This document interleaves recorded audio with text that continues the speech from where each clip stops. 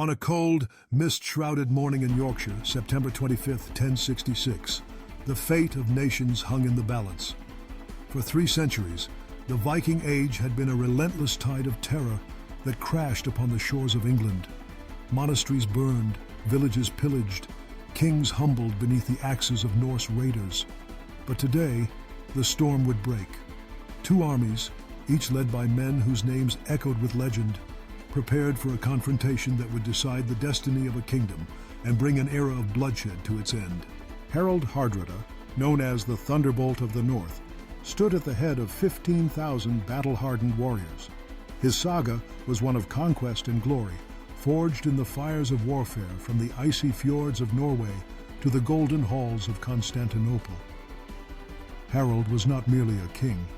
He was the living embodiment of the Viking spirit, the last great dragon to cross the North Sea. Beside him stood Tostig Godwinson, exiled brother to the English king, a traitor whose hunger for power had thrown open the gates to invasion. Just days before, the Norse army had tasted victory at Fulford, scattering English defenders and filling their hearts with confidence. The Vikings basked in triumph, resting their weapons, removing their armor, convinced that the next battle would be theirs. But while the invaders reveled, King Harald Godwinson was already moving. With a speed that shocked the world, he marched his Saxon army 200 miles north in less than 4 days, driven by desperation and the certainty that England's future depended on what happened next. As the English host crested the rise above Stamford Bridge, the Vikings gazed in disbelief.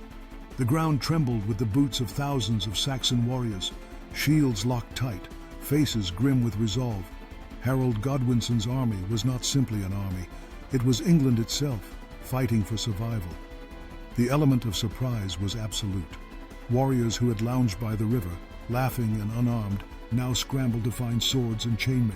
But it was too late. The trap had sprung. What followed was a massacre so complete, so savage, that veterans who survived would speak of it with haunted eyes. Blood soaked the fields as English axes and spears cut through the Norse ranks. The Vikings, famed for their fury in battle, fought with desperate valor, clinging to the old dreams of glory and conquest. One lone berserker held the narrow bridge, slaying dozens, refusing to yield even as arrows and spears battered his body. But the tide had turned. For every Viking who fell, the hopes of Norse rule in England died with them. Harald Hardrada, the greatest warrior of his generation, charged forward in the thick of the melee, his voice rallying men as swords flashed around him. He fought like a man possessed, his legendary strength breaking shield walls, his presence inspiring even the most battered survivors. Yet fate, relentless and cold, could not be denied. An English arrow struck Hardrada in the throat, silencing the Thunderbolt forever. Nearby, Tostig fell, cut down by the brother he had betrayed. The Norse command shattered, and the invaders were hunted down across the blood-soaked fields. By nightfall, the carnage was complete. Of the 300 ships that had carried the Vikings to England, only 24 were needed to bear the broken survivors home. The river ran red, and the cries of the dying echoed into legend. The terror that had haunted England for centuries was finally broken. The Viking Age, born in fire and iron, ended in defeat at Stamford Bridge. Yet, as the English celebrated, a new shadow crept across the southern coast. William the Conqueror had landed at Hastings, and Harald Godwinson would soon face another test of kingship.